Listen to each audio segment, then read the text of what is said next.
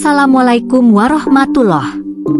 Kembali lagi bersama saya, Vena di channel Ruang Sunyi, yang akan menemani malam kesendirianmu. Sebelum masuk ke ceritanya, tarik selimutmu, matikan lampu kamarmu. Mari simak ceritanya. Jika kamu belum tahu cerita bagian sebelumnya, silahkan klik link di kolom deskripsi. Jika sudah, mari simak cerita selanjutnya. Malam itu, klub tampak lebih gelap dari biasanya. Lampu-lampu neon berkedip pelan, seolah malas menyinari malam. Suasana penuh asap rokok dan dentuman musik, tapi buat Nita, segalanya terasa seperti gema jauh yang tak nyata. Pikirannya kacau. Tubuhnya bergerak seperti dikendalikan oleh orang lain. Sekitar pukul 11 malam, seorang petugas klub menghampirinya di area belakang bar. Pak Didi manggil ke atas. Katanya penting. Nita tertegun. Wajahnya pucat. Ia sempat melirik ke arah Lili yang sedang sibuk di ruang karaoke. Tak ada kesempatan bicara. Dengan langkah pelan dan dada berdebar, Nita naik tangga sempit menuju lantai 2, tempat yang selama ini hanya ia dengar dari cerita, bukan alami. Di ujung lorong ada satu ruangan dengan papan nama kusam, office. Lampunya redup. Pintu terbuka sedikit. Nita mengetuk pelan. Masuk, suara berat itu terdengar dari dalam. Pak Didi duduk di balik meja kayu besar, hanya diterangi satu lampu meja kuning temaram. Di depannya sudah ada satu gelas tinggi berisi minuman berwarna biru muda, diselimuti embun dingin. Duduk aja, Nit. Gak usah tegang. Aku cuma mau ngobrol, katanya dengan senyum tipis yang tak menyentuh matanya. Nita duduk perlahan. Tangannya dingin. Ia menunduk. Aku dengar kamu kerja bagus. Ramah, rajin. Banyak tamu suka lihat kamu. Ia mendorong gelas ke arah Nita. Minum dulu, biar santai. Nita ragu, tapi ia mencoba sopan. Dipegangnya gelas itu. Dingin. Disesap sedikit. Rasanya manis, segar, ada pahit di ujungnya yang aneh, tapi sebelum ia sempat berpikir lebih jauh, kepalanya mulai berat. Suaranya sendiri terdengar menggema di kepalanya. Ruang itu berputar. Senyum Pak Didi jadi buram, tapi terasa semakin dekat. Tenang aja, Nit, kamu bakal cepat naik kelas kalau nurut. Itu kalimat terakhir yang ia dengar. Sebelum semuanya gelap. Keesokan harinya, Nita terbangun di kamar kosnya. Tubuhnya lemas, sakit di beberapa bagian. Bajunya berbeda. Ingatannya kabur. Ia duduk pelan, mencoba mengingat apa yang terjadi. Tapi semua seperti kabut pekat. Ia hanya ingat ruangan gelap, suara laki-laki, rasa takut, dan bau parfum tua yang menusuk. Di atas meja kecil dekat kasur, ada amplop putih tebal. Tak ada catatan. Hanya uang. Dan di dalam dirinya, ada kehampaan yang sulit dijelaskan. Sesuatu telah direnggut.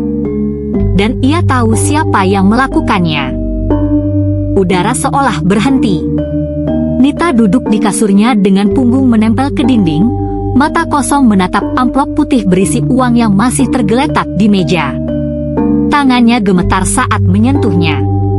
Ada rasa jijik, malu, marah, dan hancur berdesakan di dalam dada. Tapi di balik kekosongan itu, potongan-potongan ingatan mulai kembali, perlahan, menyayat. Ia teringat lantai dingin. Teringat tangan kasar. Tercium bau tubuh yang menyengat. Dan suara laki-laki. Masih baru rupanya. Nita terengah. Matanya membelalak. Nafasnya tercekat. Tangisnya pecah. Seketika, tubuhnya bergetar hebat. Ia menutupi wajahnya dengan kedua tangan, menangis seperti anak kecil yang kehilangan arah. Tapi di tengah isak, ia menatap ponselnya. Dia harus bicara. Harus melawan. Dengan tangan gemetar, ia mencari nama di kontak. Pak Didi, klub. Jarinya menekan tombol hijau. Nada sambung berdering. Sekali. 2 kali. Tersambung. Ya, suara berat itu muncul dengan santainya, seolah tak terjadi apa-apa. Nita langsung berbicara tanpa jeda, tanpa sapa. Kamu udah lewatin batas. Kamu udah ambil yang bukan hak kamu. Aku gak izinin. Kamu tahu apa yang kamu lakuin semalam? Pak Didi tertawa kecil di ujung telepon. Nit, kamu minum sendiri. Gak ada yang maksa. Lagian, kamu pikir jadi LC itu gratis? Semua cewek cantik juga pernah diperiksa. Kamu bukan yang pertama. Aku gak mau jadi LC. Aku gak mau dilakuin kayak gitu, teriak Nita, suaranya pecah. Tangisnya sudah menyusup lagi ke sela-sela kata. Kamu udah hancurin aku.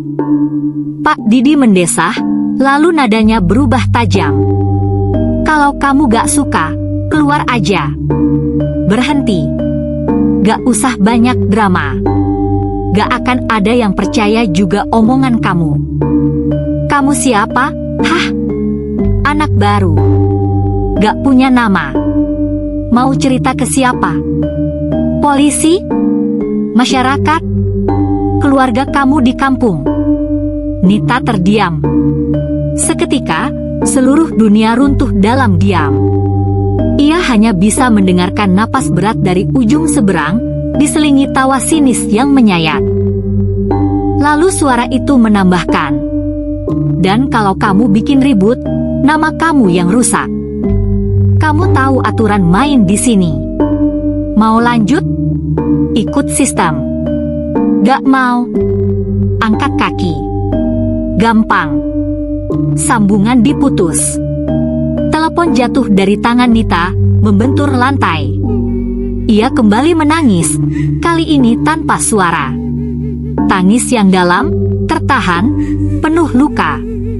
Matanya menatap langit-langit kamar yang kelabu, berharap mungkin ada jalan keluar dari semuanya. Pintu kamar Nita tiba-tiba diketuk pelan. Nit, aku masuk ya. Itu suara Lili. Nita masih duduk di kasurnya, wajahnya lelah dan mata sembab. Ia tak menjawab, tapi Lili membuka pintu perlahan dan masuk, membawa 2 gelas air putih. Wajahnya tegang, seperti orang yang menyembunyikan sesuatu sejak malam sebelumnya. Lili duduk di lantai, tepat di depan Nita. Sunyi menggantung di antara mereka. Akhirnya, dengan suara sangat pelan, Lili mulai bicara. Aku mau minta maaf. Nita menatapnya, matanya basah. Tak berkata apa-apa. Lili menunduk. Semalam, habis aku selesai kerja, aku dipanggil ke lantai 2. Pak Didi manggil. Aku pikir cuma buat laporan atau tamu penting. Tapi pas aku masuk ruangannya, Lili menggigit bibirnya, tangannya menggenggam erat lututnya. Aku lihat kamu udah tidur di sofa. Setengah telanjang. Mukamu pucat. Gak sadar. Aku langsung panik. Tapi Pak Didi cuma nyuruh aku bawa kamu pulang. Katanya kamu kelelahan. Katanya udah dikasih minum, dan kamu mabuk. Nita mulai gemetar. Nafasnya pendek. Ia mulai mengingat. Fragmen wajah Lili, bau parfumnya, tangan Lili yang menyelimuti tubuhnya. Lili melanjutkan, suaranya tercekat. Aku tahu dia udah ngelakuin sesuatu. Aku tahu dari tatapan matanya. Tapi aku gak bisa ngelawan, Nit. Dia kepala bagian. Dia bisa ngeluarin aku dari klub. Dia bisa bikin aku gak punya apa-apa. Lili menunduk lebih dalam, air matanya jatuh ke karpet lusuh. Aku salah. Aku harusnya bawa kamu keluar sebelum semua itu terjadi. Tapi aku takut. Aku pengecut. Nita tak menjawab. Ia hanya memandang kosong ke arah dinding. Rasanya seperti mendengar pengakuan dari seseorang yang sama-sama tenggelam. Aku minta maaf, Nit, Lily berkata lagi, nyaris berbisik. Aku gak jagain kamu seperti yang aku janjiin. Aku yang bawa kamu ke dunia ini, tapi aku gak bisa lindungin kamu dari neraka yang sama yang pernah aku rasain. Nita akhirnya berkata, suaranya datar. Dia udah ambil sesuatu dari aku yang gak bisa aku balikin. Lily menangis, tubuhnya membungkuk, seperti ingin lenyap dari hadapan dunia. Tapi Nita, meski hancur, matanya tak lagi penuh air mata. Kini hanya ada kosong dan dingin. Hari-hari berjalan seperti hantu yang lewat tanpa suara. Nita kembali bekerja di klub, mengenakan seragam waiter seperti biasa. Dari luar, ia terlihat seperti Nita yang kemarin, membawa pesanan, menyapa tamu, tersenyum seperlunya. Namun dari dalam, ia bukan lagi perempuan desa yang datang dengan harapan. Senyumnya kaku. Matanya kosong. Langkahnya tenang, tapi dalam benaknya, ia terus menyusun satu hal. Bertahan. Sambil mencari celah. Ia tak mau jadi Elsie. Ia juga tak bicara kepada siapapun soal malam itu. Bahkan kepada Lily, ia hanya membalas secukupnya. Ia tidak benci, tapi Nita tahu, dunia ini penuh diam yang mematikan. Malam itu, klub mulai sepi. Jam menunjukkan hampir pukul 1 pagi. Musik dipelankan. Sebagian tamu sudah pulang. Lily masih menemani tamu di ruang karaoke. Nita baru saja selesai mengelap meja terakhir ketika seorang staf laki-laki mendekat. Nita, Pak Didi manggil ke atas. Sekarang. Nita meneguk ludah. Perutnya seperti diikat simpul. Tapi wajahnya tetap tenang.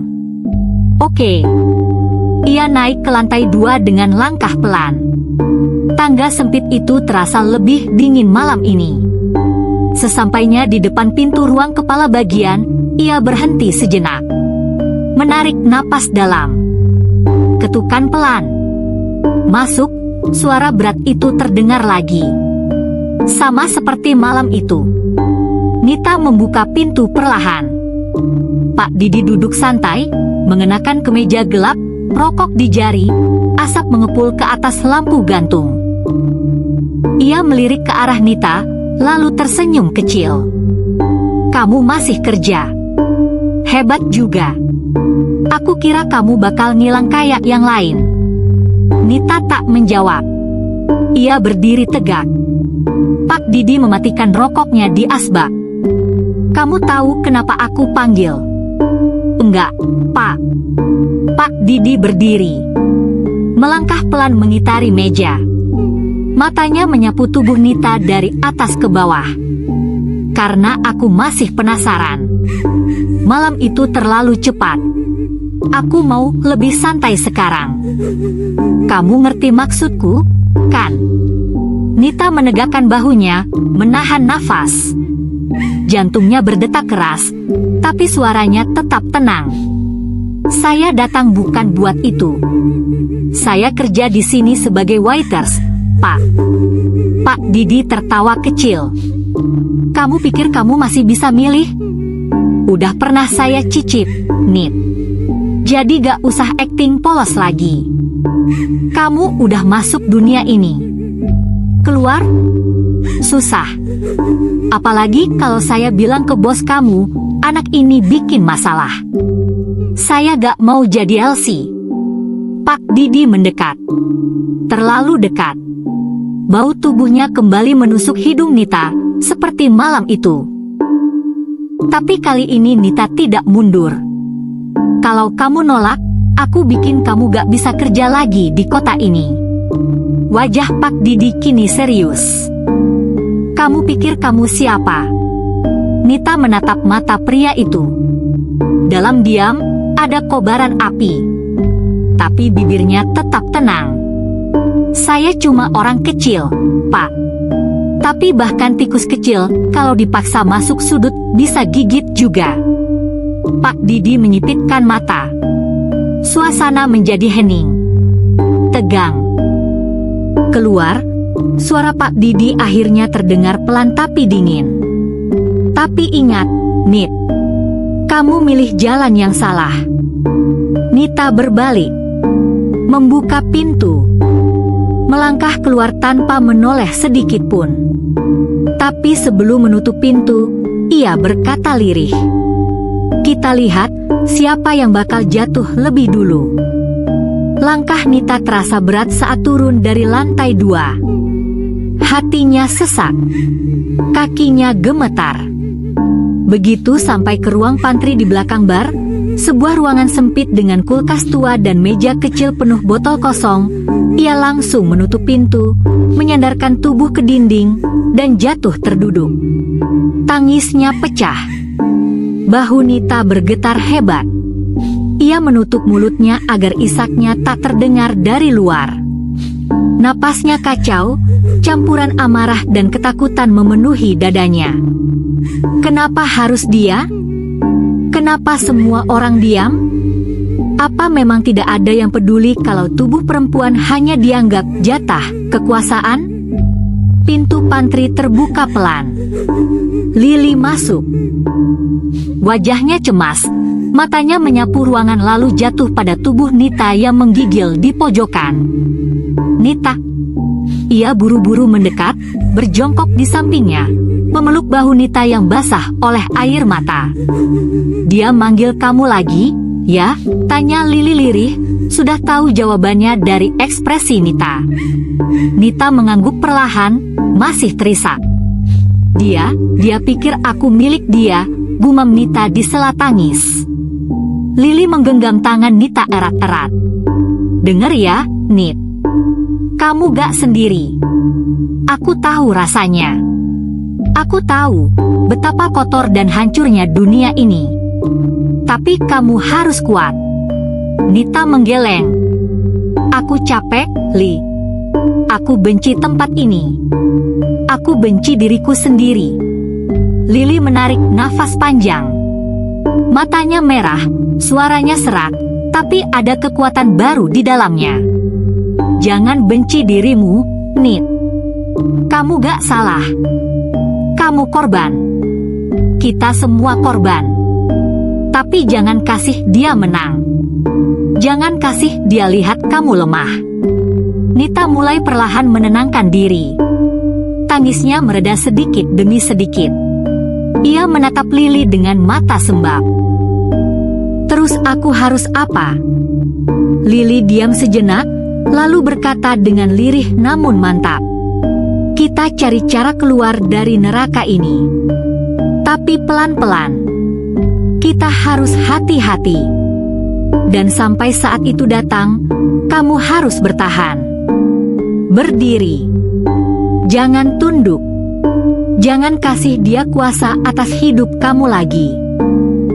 Nita mengangguk pelan. Meski tubuhnya lelah, sesuatu mulai mengeras di dalam dirinya. Keteguhan. Tangisnya mereda. Ia menyeka air mata dengan punggung tangan. Lili memeluknya sekali lagi, kali ini lebih erat. Pukul 3 pagi. Lampu-lampu klub mulai diredupkan. Musik telah lama dimatikan, menyisakan gemuruh sunyi dari pendingin ruangan yang berdengung pelan. Di dekat bar, Nita masih sibuk membereskan gelas kotor dan membersihkan meja. Tangannya bergerak cepat, seolah ingin segera menyelesaikan tugas agar bisa pulang dan menghilang dari tempat itu. Wajahnya lelah, tapi tetap tegar. Lili menghampiri sambil memakai jaket. Nit, aku duluan ya. Kepala udah berat banget. Nita melirik sambil mengangguk. Iya, aku bersihin satu meja lagi. Hati-hati ya. Lili melambai kecil dan berjalan keluar melalui pintu belakang yang biasa digunakan staf. Begitu suara pintu menutup, keheningan menjadi total. Biasanya masih ada beberapa waiters lain, OB, atau bartender yang ikut beres-beres. Tapi malam ini terasa aneh. Sepi. Sunyi yang terlalu mencekam untuk tempat seberisik ini. Nita mulai merasa tak nyaman. Ia menoleh ke kanan, lalu ke kiri. Tak ada siapa-siapa. Ia menelan ludah dan mempercepat langkahnya ke area pantry, hendak mengambil tas. Tapi saat melewati lorong belakang yang menuju gudang, langkahnya dihentikan oleh suara pelan. ST. Seketika, sebelum sempat menoleh, lengan kuat melingkar dari belakang. Sebuah kain basah yang berbau tajam ditekan ke mulut dan hidungnya. Bau kimia menusuk langsung ke otaknya. Tangannya mencoba melawan, mencakar, meronta, tapi tubuhnya melemah. Dunia mulai kabur. Suara menjadi gema. Matanya tak mampu terbuka. Dan dalam beberapa detik, gelap total.